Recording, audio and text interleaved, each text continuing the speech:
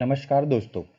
Ashtavinayak academy के नए chapter में आपका बहुत बहुत स्वागत है। तो आज हम दोस्तों मेटलर्जी के बारे में पढ़ेंगे। मेटलर्जी जो आपके जो साइंस 1 का चैप्टर नंबर 8 है, ठीक है। तो उसका हम कुछ पार्ट, ये पार्ट 1 वीडियो है जिसमें हम पेज नंबर 93, 94 और कुछ पार्ट 95 को कवर करेंगे। तो दोस्तों, तो सब्सटेंस क्या होता है? सबसे पहले आपके बुक में देखिए सब्सटेंस क्या है। The substance around us are in the form of some or other element or their compound. मतलब ये जो आपका सब्सटेंस है, वो सब्सटेंस होता क्या है? तो सब्सटेंस जो होता है बच्चों, वो किसी भी फॉर्म में होता है। तो जैसे कि ये जो सब्सटेंस है, ये आपका किसी भी फॉर्म में हो सकता है। जैसे ये सब्सटेंस आपका या तो एलिमेंट फॉर्म में होता है, ठीक है दोस्तों, एलिमेंट में फॉर्म में होता है, और किसी भी फॉर्म में हो सकता है। तो अब सब्सटेंस होता क्या है? जैसे कि हमारे आसपास में बहुत सारे मेटल्स होते हैं, जैसे आयन हो गया या नॉन मेटल हो गया, ये सब को हम सब्सटेंस कहते हैं। तो ये एलिमेंट केवल एक हो सकता है या दो एलिमेंट मिलके, कितने, एक या एक से ज़्यादा एलिमेंट एक साथ मिलकर वो क्या बना सकते हैं? वो कंपाउंड बना सकते हैं। जैसे आपने कंपाउंड क्या होता है, जैसे आपने पढ़ा होगा कि सोडियम और क्लोरीन मिलके आपका क्या बनाते हैं? ये बनाते हैं सोडियम क्लोराइड, ठीक है। तो सोडियम क्लोराइड क्या है? ये हमारा एक कंपाउंड है। लेकिन सोडियम और क्लोरीन ये हमारे क्या हैं? ये हमारे एक क्या हैं? ये हमारे एक बहुत अच्छे, सोडियम क्लोराइड जो हो गया ये कंपाउंड हो गया, और ये दोनों हो गए हमारे एलिमेंट, ठीक है। अब हम इस चैप्टर में क्या पढ़ेंगे कि फिजिकल और केमिकल प्रॉपर्टीज सब्सटेंस के क्या हैं। तो ये सब्सटेंस कुछ भी हो सकते हैं, या तो ये सब्सटेंस को दो प्रकार में बांटा गया है। एक को हम बोलते हैं मेटल, एक को हम लोग बोलते हैं नॉन मेटल, ठीक है। तो मेटल और नॉन मेटल को, सब्सटेंस को दो प्रकार में बांटा गया है, एलिमेंट को। वो होता है दो, क्या होता है? एक होता है मेटल, एक होता है नॉन मेटल, ठीक है। तो हम उसके बारे में आगे पढ़ेंगे। तो चलिए दोस्तों आगे चलते हैं। तो हम लोग पहले, सबसे पहले फिजिकल प्रॉपर्टीज पढ़ेंगे कि physical properties of metals and non metals क्या है। हम इसको किसके जरिए सही करेंगे? तो हम इसको देखेंगे कि एक, हम कंपैरिजन करेंगे और कंपैरिजन में जानेंगे। तो देखिए यहाँ पर मैंने लिखा है मेटल्स और यहाँ पे लिखा है नॉन मेटल्स। तो फिजिकल प्रॉपर्टी ऑफ मेटल में सबसे फर्स्ट पॉइंट क्या है कि they are mainly in solid state. ये जो मेटल्स होते हैं ये किस में होते हैं? ये सॉलिड स्टेट में होते हैं। लेकिन किसको छोड़कर? मर्क्यूरी एंड गैलियम, ये जो दो सब्सटेंस है, जो दो एलिमेंट है, ये हमारे लिक्विड स्टेट में होते हैं। कौन कौन से? मर्क्यूरी एंड गैलियम, ये हमारे कौन से स्टेट में होते हैं? ये हमारे लिक्विड स्टेट में होते हैं। दूसरा, हमारा नॉन मेटल्स की तरफ जाते हैं। तो इसका अपोजिट कि नॉन मेटल्स कौन से में रहते हैं? Solid as well as gaseous, दोनों स्टेटस में रहते हैं। या तो वो सॉलिड हो सकता है, सॉलिड मतलब एकदम कठोर हो सकता है, या गैस फॉर्म में होता है, एक्सेप्ट ब्रोमीन। किसको छोड़कर? ब्रोमीन को छोड़कर, ठीक है। अब दूसरा प्रॉपर्टी क्या है हमारे दोस्तों कि metals what possess, they possess lustre, which is, lustre पहले देखते हैं क्या होता है दोस्तों। तो दोस्तों लस्टर क्या होता है? लस्टर क्या होता है?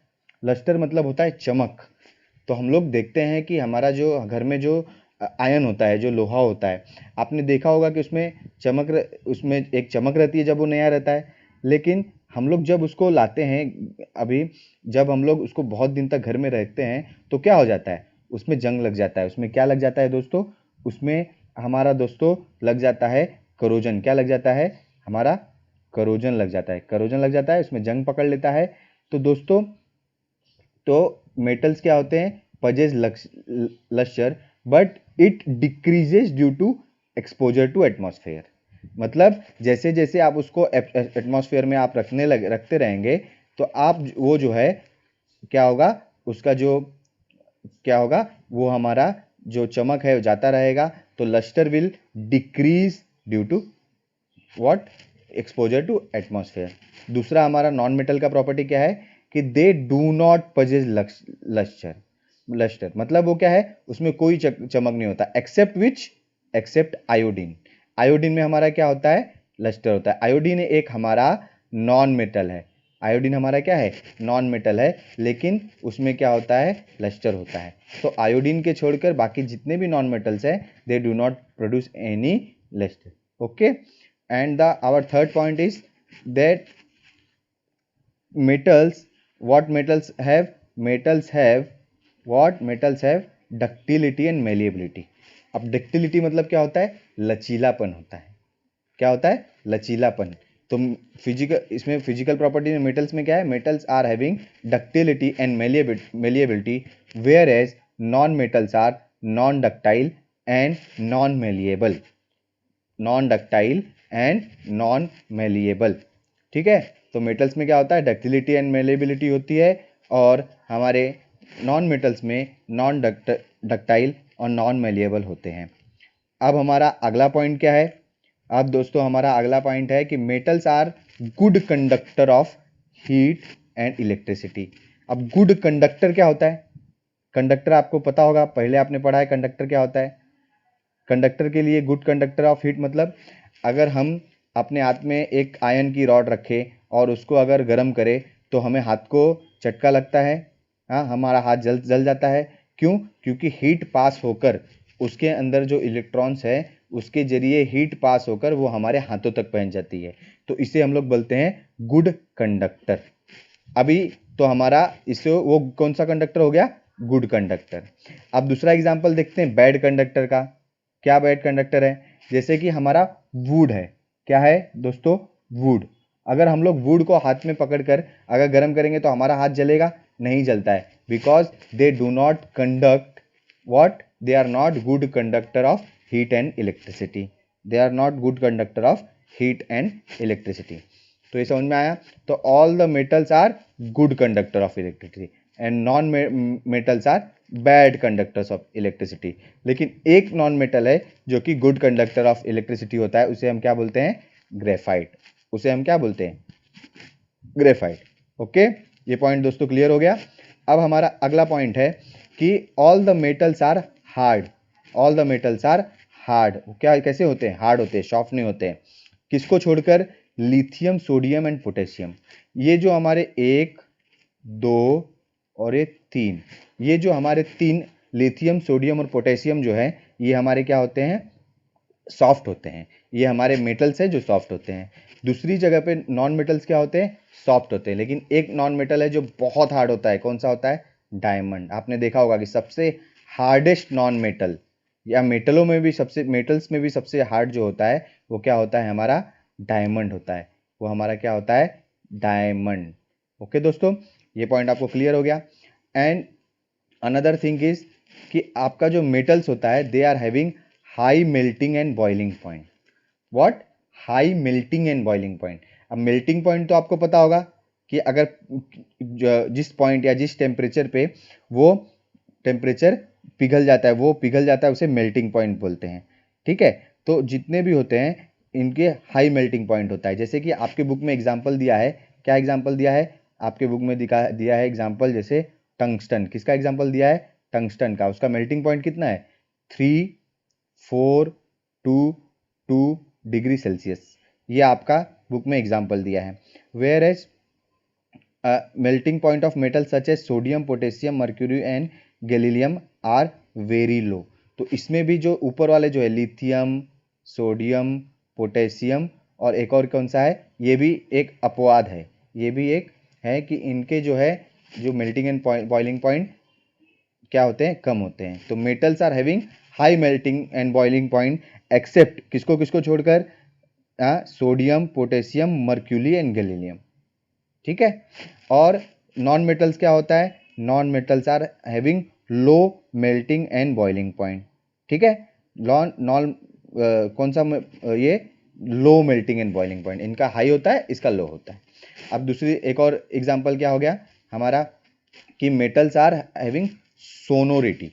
अब दोस्तों सोनोरिटी क्या होता है, आपने कभी एक्सपेरिमेंट किया है कि आप अगर क्या करेंगे, आयन को अगर हम जोर से मारेंगे तो उसमें टन करके आवाज़ आती है, उसमें साउंड प्रोड्यूस होता है, so this property is called sonority. तो a sound is produced when certain metal are struck, this is called sonority. ठीक है, तो मेटल्स क्या होते हैं, है सोनोरिटी, सोनोरस होते हैं, उनको आप जब मारोगे तो वो आवाज़ करेंगे। इसमें नॉन मेटल्स में सोनोरिटी नहीं होती या कम होती है। तो आपको ये सब समझ में आ गया कि मेटल्स किस में होते हैं, सॉलिड में होते हैं, ये सॉलिड और गैस में।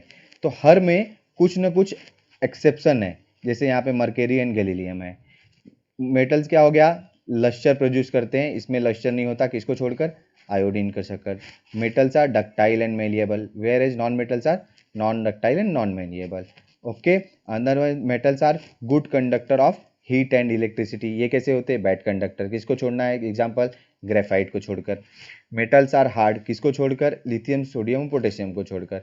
और नॉन मेटल्स क्या होते हैं, सॉफ्ट होते हैं, किसको छोड़कर, केवल डायमंड को छोड़कर। डायमंड एक नॉन मेटल है जो कि हार्ड नहीं है। और metals are having high melting and boiling point, और जो नॉन मेटल्स होते हैं इनका मेल्टिंग एंड बॉइलिंग पॉइंट क्या होता है, लो होता है।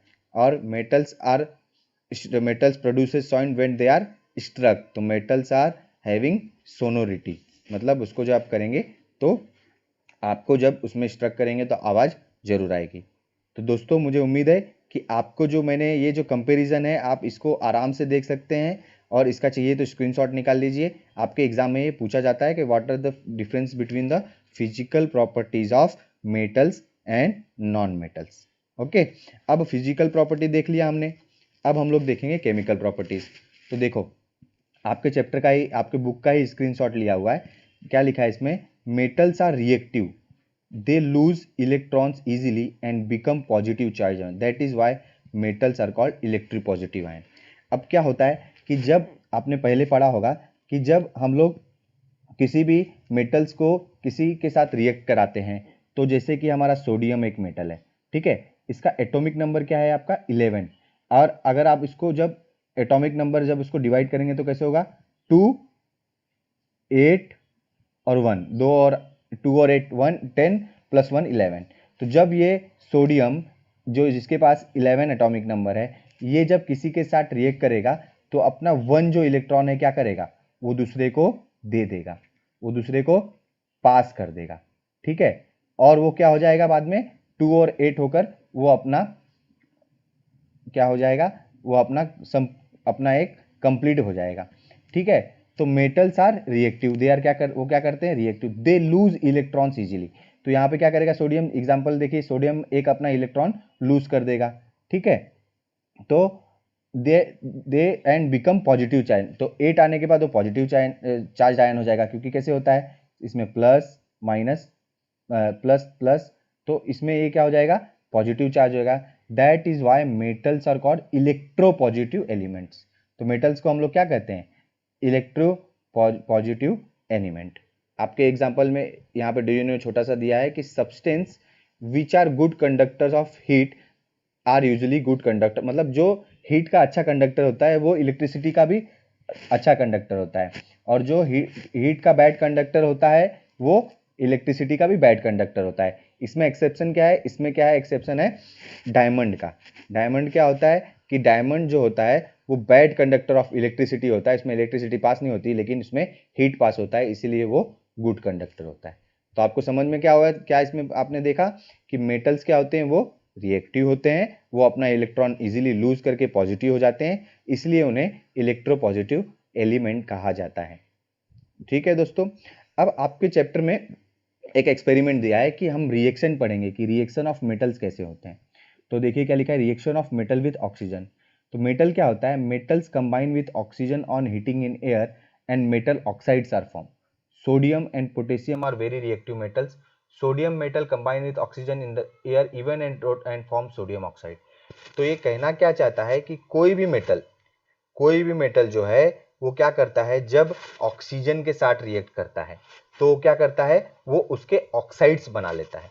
जैसे कि मैंने एग्जांपल दिया कि अगर आप आयन की रॉड को एटमॉस्फेयर में रख देंगे तो क्या होगा दोस्तों, उस पर जंग लग जाती है क्योंकि वो आयन ऑक्साइड फॉर्म कर लेता है।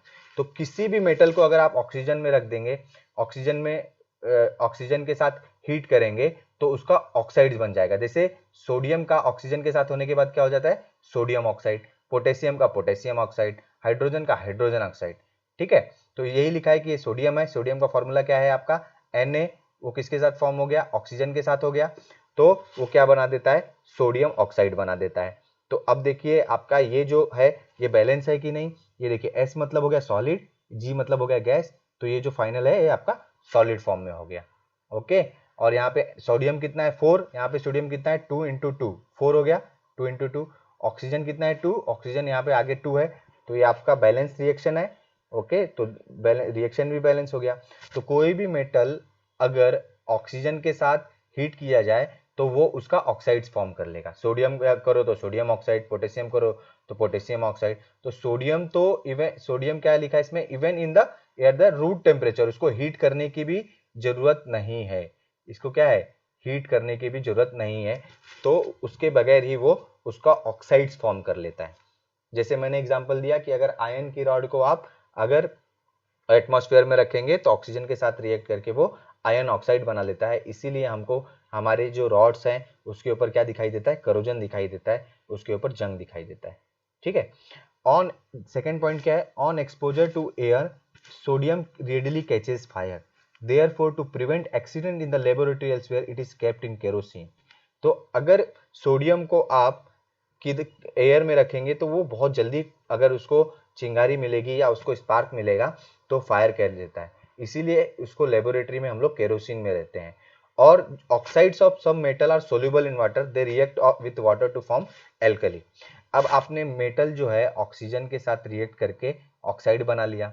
अब ये ऑक्साइड क्या करते हैं, ये ऑक्साइड जो है आपके वाटर के साथ रिएक्ट करके ये अल्कली बना लेते हैं, जो कि किस अल्कली बना देते हैं, जो कि एक्वेरियम फेज में होता है। ये लिखा क्या है कि मेटल जब ऑक्सीजन के साथ रिएक्ट करेगा ऑक्साइड फॉर्म करेगा, और जब वो मेटल्स जब वाटर के साथ रिएक्ट करेगा तो अल्कली बन जाएगा, वो क्या बन जाएगा, अल्कली बन जाएगा। ठीक है, अब तीसरा एग्जांपल क्या है, we know that magnesium oxide is formed on burning magnesium ribbon in the air, magnesium oxide react water form an alkali called magnesium hydroxide. उसने यही एग्जांपल दिया, जैसे सोडियम जो है आपका वाटर के साथ करके क्या हो गया, ये इसे हम बोलेंगे सोडियम हाइड्रोक्साइड। उसी तरह से जब मैग्नीशियम को ऑक्सीजन के साथ रिएक्ट करेंगे तो मैग्नीशियम ऑक्साइड बनेगा, और जब मैग्नीशियम ऑक्साइड वाटर के साथ रिएक्ट करेगा तो मैग्नीशियम हाइड्रोक्साइड बनेगा। क्या बनेगा, मैग्नीशियम हाइड्रोक्साइड। ठीक है, तो आपको सिंपल याद रखना है कि कोई भी मेटल अगर ऑक्सीजन के साथ रिएक्ट करेगा तो ऑक्साइड बनेगा। क्या बनेगा, ऑक्साइड। तो जैसे सोडियम ऑक्साइड के साथ सोडियम ऑक्साइड, और जब वो जो ऑक्साइड जो है पानी के साथ रिएक्ट करेगा, किसके साथ रिएक्ट करेगा, पानी के साथ, पानी मतलब हमारा H2O के साथ रिएक्ट करेगा, तो क्या बनाएगा, वो बनाएगा हाइड्रोक्साइड। क्या बनाएगा, हाइड्रोक्साइड। जैसे यहाँ पे सोडियम ऑक्साइड बन गया, जैसे यहाँ पे मैग्नीशियम हाइड्रोक्साइड बन गया। तो जनरली मेटल जब ऑक्सीजन के साथ रिएक्ट करता है तो उसका ऑक्साइड बनाता है, और जब मैग्नीशियम ऑक्साइड जब उसका बन गया, जब ऑक्साइड जो है वो वाटर के साथ रिएक्ट करता है तो हाइड्रोक्साइड बनाता है, जो कि अल्कली होता है। कौन से फॉर्म में होता है, ये अल्कली फॉर्म में होता है। ठीक है दोस्तों, आपको इतना समझ में आया होगा। अब हम आगे देखते हैं दोस्तों, अब आगे का प्रॉपर्टी देखते हैं। ठीक है, ये हो गया मेटल्स के बारे में। On the other hand calcium reacts with water very slowly and less vigorously. The hydrogen gas released in this form is what, in this form hydrogen gas released in reacts that collects on the surface of the metal in the form of bubbles and the metals floats on the water। ये एक property बताया, क्या बताया है कि जब हम calcium को वाटर के साथ रिएक्ट करेंगे, जनरली सब तो हाइड्रोजन ऑक्साइड बनता है, लेकिन the hydrogen gas release in the reaction collects on the surface of the metal in the form of bubbles. ठीक है, जैसे कि आपने एक बीकर लिया, ठीक है, ये बीकर में आपने कैल्शियम डाल दिए छोटे छोटे, और इसको हमने किसके साथ रिएक्ट कराया, वाटर के साथ, इसको हमने वाटर, तो इसमें क्या हम लोग लिया है, हमने कैल्शियम लिया है प्लस वाटर के साथ हमने इसका रिएक्शन करवाया। तो क्या होता है कि इसमें जो अगर आप इसको गर्म करेंगे, जब इसमें बबल फॉर्म होगा, क्या फॉर्म होगा, बबल। तो बबल जो है ये अगर रिलीज होकर यहाँ पे सरफेस पे बैठ जाएगा, इस सरफेस पे बैठ जाएगा, किसके फॉर्म में बैठ जाएगा वो, बबल्स के फॉर्म में। द हाइड्रोजन गैस, जो हाइड्रोजन गैस इधर से निकल रही है वो इस सरफेस पे बैठ जाएगी किस फॉर्म में, बबल फॉर्म में, ठीक है। हाँ, और मेटल जो है क्या, ये जो मेटल है ये कहाँ पे फ्लोट करेगा, ये जो पानी रखा है इसके अंदर, ये पानी के ऊपर ये फ्लोट करेगा। तो आपने क्या देखा दोस्तों, कि आपने क्या देखा दोस्तों कि कैल्शियम जब वाटर के साथ रिएक्ट करता है तो हाइड्रोजन गैस निकलती है, और हाइड्रोजन गैस वो सरफेस पे बैठ जाती है इन द फॉर्म ऑफ बबल, जिसके कारण क्या होता है कि मेटल फ्लोट्स ऑन वाटर। जैसे कैल्शियम 2CaS प्लस 2H2, ठीक है, 2CS प्लस 2H2, वो क्या हो गया, कैल्शियम हाइड्रोक्साइड बना दिया, और जो हाइड्रोजन गैस क्या हो गया, ये रिलीज हो गया, ये ऊपर आ गया, ठीक है। अब देखिए दूसरा क्या लिखा है, the metals aluminium, iron and zinc do not react with cold or hot water, but they react with steam to form their oxide, hydrogen gas is release in this reaction. कौन कौन से हमारे है, देखो एल्यूमिनियम, आयरन और zinc, ये तीनों जब वाटर के साथ रिएक्ट करते हैं, ये हमारे वाटर के साथ रिएक्ट करते हैं, तो क्या होता है कि ये वो वाटर के साथ रिएक्ट नहीं करते, बोल रहा है कोल्ड या हॉट वाटर के साथ नहीं करते, लेकिन किसके साथ करते हैं, वो किसके साथ करते हैं दोस्तों, वो करते हैं स्टीम के साथ, ठीक है। तो मतलब आप कोल्ड वाटर में जब एल्यूमिनियम रखोगे तो रिएक्ट नहीं होगा, लेकिन जब आप उसको गर्म करेंगे तो उसमें स्टीम निकलेगा, तो वो इस स्टीम के साथ रिएक्ट करेगा, और वो कौन सी गैस रिलीज करेगा, हाइड्रोजन गैस। वो कौन सी गैस रिलीज करेगा, हाइड्रोजन गैस।